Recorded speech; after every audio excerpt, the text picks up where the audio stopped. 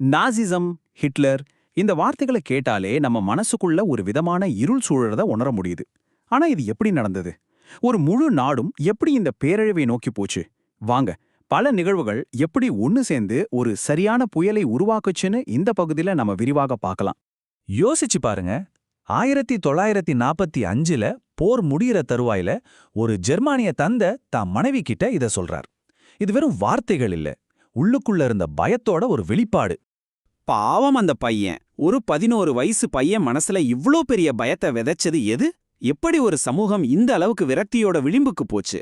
ஹெல்முத்தோட கதை இந்த வரலாற்றோட வழியே நமக்கு இன்னும் பக்கத்துல கொண்டு வருது. சரி, இந்த வீழ்ச்சிக்கு பின்னாடி இருக்கிற காரணிகளை நம்ம படிப்படியா புரிஞ்சுக்க போறோம். முதல்ல அந்த பயம் எப்படி உருவாச்சு, அப்புறம் தோல்வியில ஆரம்பிச்ச குடியரசு, அது சந்திச்ச நெருக்கடிகள், ஹிட்லரோட வாக்குறுதி, கடைசியா இதிலிருந்து நம்ம கத்துக்க வேண்டிய பாடம் என்னன்னு பார்க்க போறோம். எல்லாத்துக்கும் ஆரம்ப புள்ளி முதல் உலகப் போரோட முடிவுதான். அங்கிருந்து தான் நாம இந்த கதையை ஆரம்பிக்கணும். வாங்க முதல் பகுதிக்குள்ள போகலாம். வெர்சாய் ஒப்பந்தம். இது ஒரு அமைதி ஒப்பந்தம்னு சொன்னாலும் ஜெர்மனி மேல சுமத்தப்பட்ட ஒரு மிகப்பெரிய தண்டனைன்னே சொல்லலாம். யோசிச்சு பாருங்க, நீங்க உங்க நிலத்துல 13% இழக்கிறீங்க, இரும்பு, நிலக்கரின்னு முக்கிய வளங்களை இழக்கிறீங்க. அது மட்டும் இல்லாம மிகப்பெரிய தொகையை அபராதமா கட்டணும். எல்லாத்துக்கும் மேல போருக்கு நீங்க மட்டும்தான் காரணம்னு ஒரு பழியையும் உங்க மேல போடுறாங்க. இது ஒரு நாட்டோட பொருளாதாரத்தை மட்டும் இல்ல, அவங்களோட சுயமரியாதையும் மொத்தமா காலி பண்ணிடுச்சு. இந்த வரைபடத்தை பாத்தீங்கன்னா உங்களுக்கே புரியும் அந்த இழப்பு எவ்வளவு பெருசுன்னு. இது வெறும் கோடுகள் இல்ல, ஜெர்மானியர்கள் அவங்களோட தான் நினைச்சிருந்த நிலம், வளம், மக்கள் எல்லாமே. இந்த நவம்பர் குற்றவாளிகள்ங்கிற வார்த்தை ரொம்ப முக்கியம். அதாவது போரை நிறுத்தின அரசியல்வாதிங்க ஜெர்மனிய முதுகில் குத்திட்டாங்கன்னு ஒரு பொய்யான பிரச்சாரத்தை ஆரம்பிச்சாங்க. இது புதிதாக பிறந்த வீமர் குடியரசு மேல மக்களுக்கு இருந்த கொஞ்ச நஞ்ச நம்பிக்கையையும் சிதைச்சது.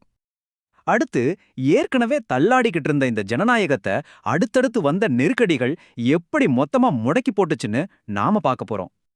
இந்த காலவரிசைய பாருங்க, ஒன்னு பின்னாடி ஒன்னா அடி மேல அடி. கம்யூனிச புரட்சி முயற்சி, அப்புறம் பணவீக்கம், அதுக்கப்புறம் உலக பொருளாதார மந்த நிலை, கடைசியா வேலையில்லா திண்டாட்டம். ஒரு நாட்டுக்கு மூச்சு விட கூட நேரம் கிடைக்கலைன்னு தான் சொல்லணும். இந்த நம்பரை பாருங்க, 98 ட்ரில்லியன். அதாவது $1 வாங்க கிட்டத்தட்ட 99 ட்ரில்லியன் ஜெர்மானிய மார்க் தேவைப்பட்டிருக்கு. பணம் அதோட மதிப்பையே முழுசா இழந்துருச்சு. இதுதான் ஹைப்பர் இன்ஃப்ளேஷன்.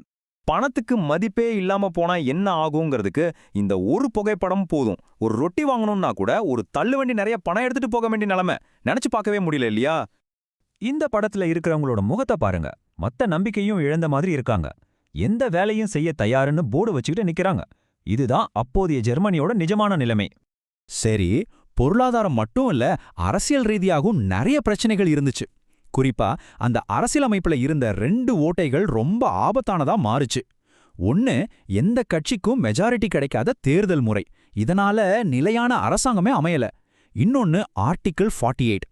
இது ஜனாதிபதிக்கு எல்லையில்லாத அதிகாரத்தை கொடுத்து ஜனநாயகத்தையே கேள்விக்குறியாக்கிடுச்சு. ஒரு நாட்டோட அரசியலமைப்பு எவ்வளோ முக்கியம்னு இதுல நம்ம தெரிஞ்சுக்கலாம். இப்படிப்பட்ட ஒரு சூழல்ல தான் ஒருத்தர் வர்றாரு. மக்களோட விரக்தியையும் கோபத்தையும் தனக்கு சாதகமா பயன்படுத்திக்கிட்டு ஒரு புதுவிதமான ஆனா ரொம்பவே பயங்கரமான ஒரு தீர்வை முன்வைக்கிறாரு. இந்த கிராஃப பாருங்க. வெறும் 4 வருஷத்துல என்ன நடந்திருக்குன்னு. 1928ல வெறும் 2.6% ஓட்டு வாங்கின நாசி கட்சி 1932ல 37% ஓட்டுகளோட ஜெர்மனியோட மிகப்பெரிய கட்சியா மாறுது.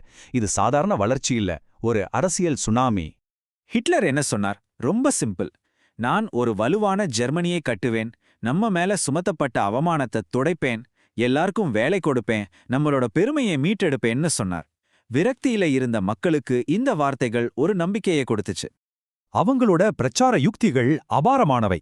இந்த மாதிரி பிரம்மாண்டமான பேரணிகள் மூலமா மக்கள் மனசுல ஒரு விதமான பிணைப்பு உணர்வையும் அதிகாரத்தையும் உருவாக்குனாங்க. தனித்தனியா இருந்த மக்கள் தங்களை ஒரு பெரிய இயக்கத்தோட பகுதியா உணர ஆரம்பிச்சாங்க. சரி, இவ்ளோ விஷயங்களையும் பார்த்தாச்சு. இதிலிருந்து நாம தெரிஞ்சுக்க வேண்டிய மிக முக்கியமான பாடம் என்ன? ஒரு ஜனநாயகம் எப்படி இவ்வளவு சுலபமா சரிஞ்சது? இந்த 4 விஷயங்களையும் நல்ல ஞாபகம் வச்சுக்கோங்க. தேசிய அவமானம், பொருளாதார விரக்தி, நிலையற்ற அரசியல், கடைசியா சக்தி வாய்ந்த பிரச்சாரம். இந்த 4 ஒன்னா சேரும்போது என்ன நடக்குங்கிறதுக்கு இது ஒரு டெக்ஸ்ட் புக் எக்ஸாம்பிள். ஒன்றுக்கொன்று எப்படி வழிவகுத்தது என்பதை புரிந்து கொள்வது ரொம்பவே அவசியம். வீமர் குடியரசின் வீழ்ச்சியிலிருந்து நாம கத்துக்கிட்ட பாடங்களை இன்னைக்கு இருக்கிற உலகத்துக்கு பயன்படுத்த முடியுமா? ஒரு ஜனநாயகம் நெருக்கடியில இருக்குன்னு தெரிஞ்சுக்கிறதுக்கான எச்சரிக்கை அறிகுறிகள் என்னென்ன?